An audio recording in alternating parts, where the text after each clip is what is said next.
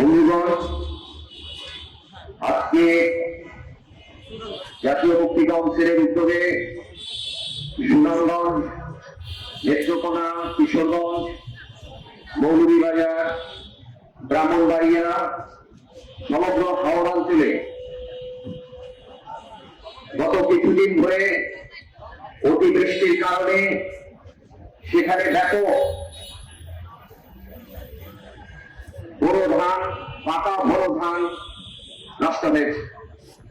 সুনামগঞ্জে প্রায় 50,000 একর জমির ধান নষ্ট হয়ে গিয়েছে। ব্রাহ্মণবাড়িয়ায় কৃষক আহাত মিয়া, তিনি শ্রমিক নিয়ে ধান কাটতে গিয়েছেন, নিজের জমিতে পাতা ধান পানিতে ডুবে থাকতে দেখে তার মস্তিষ্কে রক্তক্ষরণ হয় এবং তিনি মৃত্যুবরণ করেন। হাওড়া অঞ্চলের এই দুর্গত মানুষদের অবিলম্বে সরকারি সহায়তার দাবিতে জাতীয় মুক্তি কাউন্সিল ঢাকায় জাতীয় প্রেস ক্লাবের সামনে আজকে এই সমাবেশ আমরা করছি। সমাবেশে উপস্থিত হতে আমার বিলম্ব হওয়ার জন্য আমি প্রথমেই আপনাদের কাছ থেকে ক্ষমা প্রার্থনা করে নিচ্ছি। বন্ধুগণ, আমাদের এই দেশ 1972 সালে এই বাংলাদেশ নামক রাষ্ট্র প্রতিষ্ঠিত হওয়ার পর গত 55 বছরে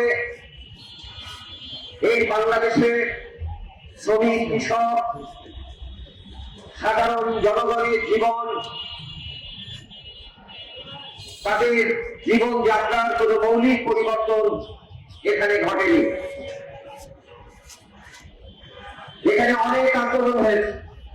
এই জনপদের মানুষ ইংরেজদের বিরুদ্ধে কৃষক বিদ্রোহ করেছেন, বিভাগ আন্দোলন করেছেন, ঔপনিবেশিক শাসন থেকে মাতৃভূমিকে মুক্ত করতে চেয়েছেন।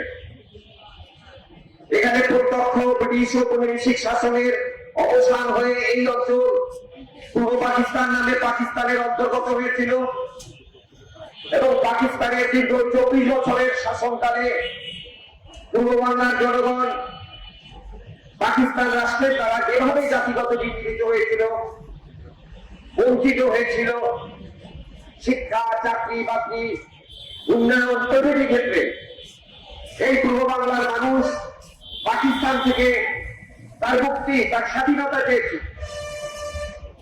এবং আপনারা জানেন সেই 52, 62, 69, 71 এই সংগ্রামের ধারাবাহিকতায় যে নতুন রাষ্ট্রের উদ্ভব হলো, সেই রাষ্ট্রের চরিত্র কিন্তু পরিবর্তন হয়নি।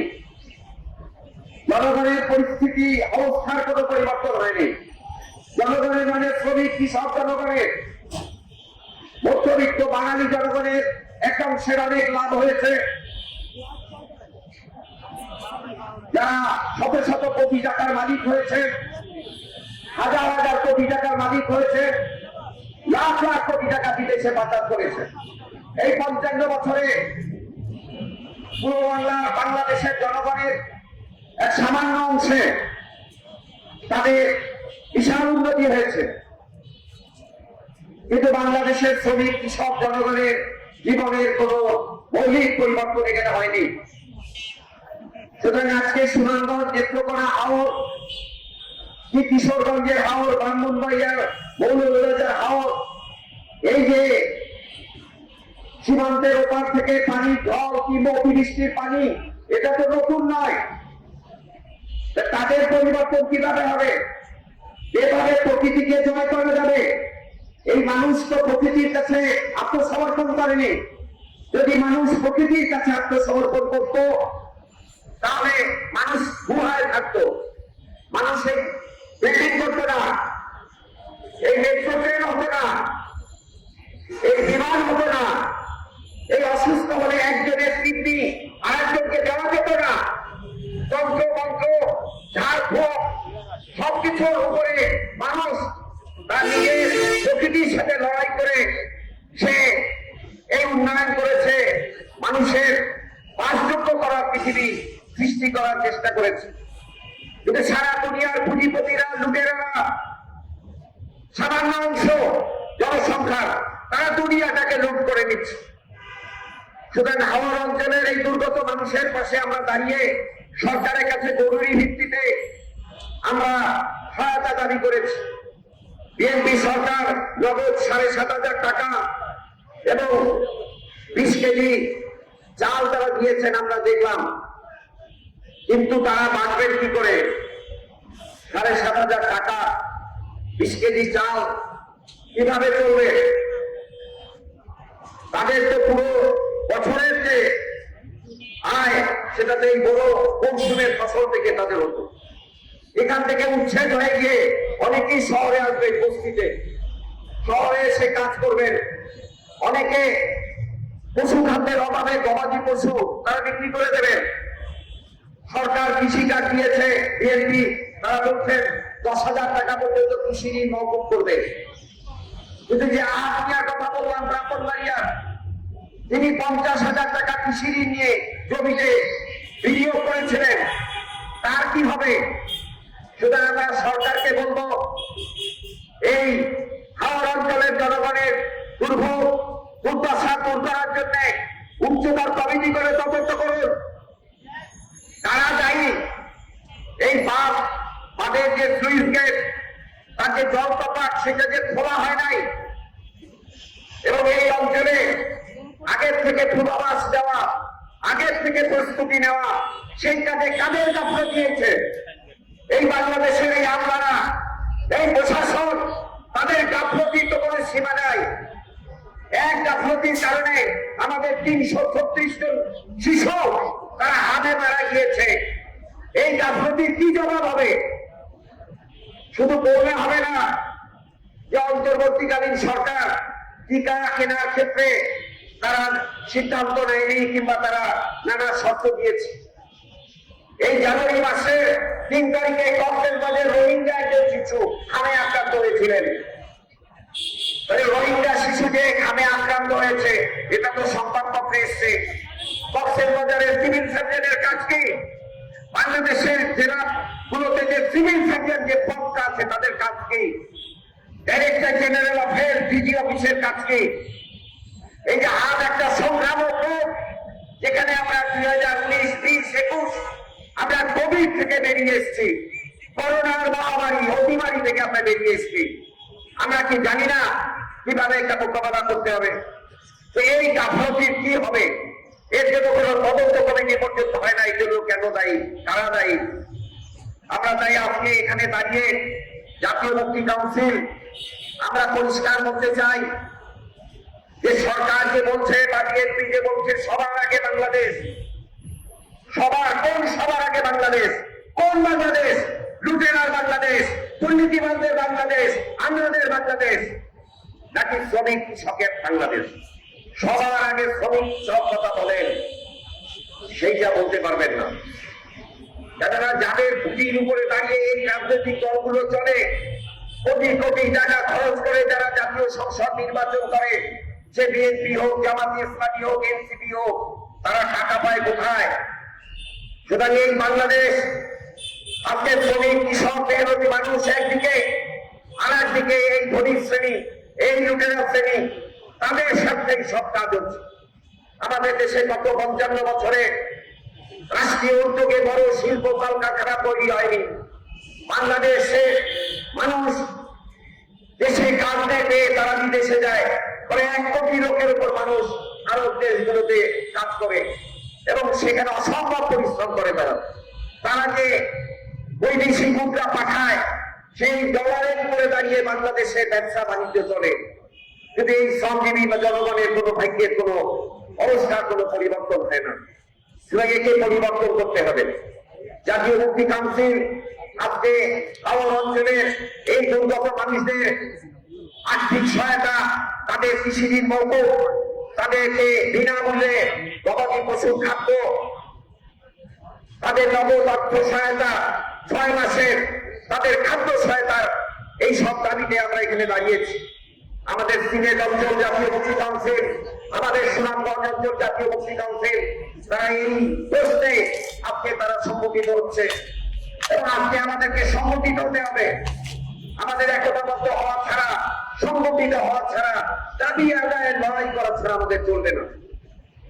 কিন্তু লড়াই আমরা কিভাবে করব সেই ক্ষেত্রেও আমাদের নিজেদের প্রশ্ন করতে হবে। এত বড় আন্দোলন হয়েছে, এত বড় অভ্যুত্থান হয়েছে, 2024-এর জুলাই গণ অভ্যুত্থান, এত বড় গণ অভ্যুত্থান হয়েছে, ছাত্ররা, শ্রমিকরা অকাতরে জীবন দিয়েছে পুলিশের সামনে, সেনাবাহিনীর সামনে। তারপরেও আমাদের কেন মৌলিক পরিবর্তন হয় নাই? এই পরিবর্তন না হওয়ার কারণ আমরা সচেতন ভাবে সংগঠিত নই। আমরা শ্রমজীবী মানুষ, মেহনতি মানুষ, আমরা বিভক্ত। আমরা রিক্সা চালক, আমরা পরিবহন চালক, আমরা গার্মেন্টস শ্রমিক, হোটেল শ্রমিক, নিজের ভাটার শ্রমিক, টেক্সটাইল শ্রমিক, নানা রকম শ্রমজীবী মানুষ, গ্রামের গরিব কৃষক, ক্ষেত মজুর, রিক্সা চালক, ভ্যান চালক, ইজি বাইক চালক, এই মেহনতি মানুষরা আমরা ঐক্যবদ্ধ নাই। আমরা ঐক্যবদ্ধ নাই। আমরা ঐক্যবদ্ধ হয়ে কোথায় যাব, কোন সংগ্রাম করব? আমরা জাতীয় মুক্তি কাউন্সিল থেকে সেই জন্য 18 দফা কর্মসূচি জনগণের সামনে উপস্থাপন করেছি। আমরা মনে করি নির্বাচনের মধ্য দিয়ে এই বিদ্যমান ব্যবস্থায় শ্রমিক, কৃষক, জনগণের হাতে ক্ষমতা আসবে না, ক্ষমতা আসে নাই। ক্ষমতা আসার পর হচ্ছে একটা গণ অভ্যুত্থান। সেরকম একটা গণ অভ্যুত্থানের মহড়া আমরা গত জুলাই মাসে দেখেছি, যে জনগণ রাষ্ট্রীয় নির্যাতনের মধ্যে, হাসিনা সরকারের ফ্যাসিস্ট শাসনের বিরুদ্ধে তারা উঠে দাঁড়িয়েছেন, তারা প্রতিরোধ করে তুলেছেন। এই উঠে দাঁড়ানো, প্রতিরোধ করে তোলার ক্ষেত্রে আমাদের খেয়াল রাখতে হবে যে আমরা কোন লক্ষ্যে যাচ্ছি। আমরা কি শুধু সরকার হটানোর জন্য যাচ্ছি কিনা? আমরা কি একটি ব্যবস্থার পরিবর্তন চাই কিনা? আমরা এখানে লুটেরাদের সম্পত্তি বাজেয়াপ্ত করতে চাই কিনা? আমরা কি মার্কিন যুক্তরাষ্ট্র, ভারতের সাথে সকল ধরনের গোলামীর চুক্তি, অধীনতার চুক্তি আমরা বাতিল করতে চাই কিনা? আমরা বাংলাদেশের জনগণের উপরে চেপে থাকা সামরিক, বেসামরিক আমলাতন্ত্র, লুটেরা ব্যবসায়ী, তাদের শাসন কায়েম থাকুক, সিন্ডিকেট ব্যবসায়ীদের শাসন কায়েম থাকুক, এটা আমরা চাই কি চাই কিনা? আমরা কিভাবে দেশ পরিচালনা করব? আমাদের খাদ্যের সমস্যার সমাধান আমরা কি করব? আমাদের বাচ্চাদের শিক্ষা, স্বাস্থ্য, বাসস্থান, কিভাবে আমরা এই সব সমস্যার সমাধান করব? এই সব নিয়ে হচ্ছে 18 দফা কর্মসূচি। সুতরাং সেই 18 দফা কর্মসূচি আপনারা করবেন। সেই 18 দফা কর্মসূচি আপনারা বিচার বিবেচনা করবেন এবং 18 দফা কর্মসূচির ভিত্তিতে বিভিন্ন অঞ্চলের শ্রমিক, কৃষক, মেহনতি মানুষ, তারা মুক্তি কাউন্সিল তারা গঠন করবেন। মুক্তি কাউন্সিল হচ্ছে সংগ্রামের একটা জোট, লড়াইয়ের জোট, গণ অভ্যুত্থানের একটা জোট। গণ অভ্যুত্থানের লক্ষ্যে এই জোটকে গঠন করা হয়েছিল 2003 সালে আমাদের প্রয়াত সভাপতি কমরেড বদরুদ্দীন উমরের নেতৃত্বে। আজকে দুনিয়া পুঁজিবাদের হাত থেকে মুক্তি চায়, দুনিয়া সাম্রাজ্যবাদের হাত থেকে মুক্তি চায়। ইরানে মার্কিন আগ্রাসনের বিরুদ্ধে, ইসরায়েলি আগ্রাসনের বিরুদ্ধে সেই ইরানের বীর জনগণ তারা যেভাবে প্রতিরোধ করেছেন, সারা দুনিয়ার সাম্রাজ্যবাদ বিরোধী গণতান্ত্রিক জনগণ তারাই হামলা, অত্যাচারের বিরুদ্ধে দাঁড়িয়েছেন। বাংলাদেশের মানুষও দাঁড়িয়েছে।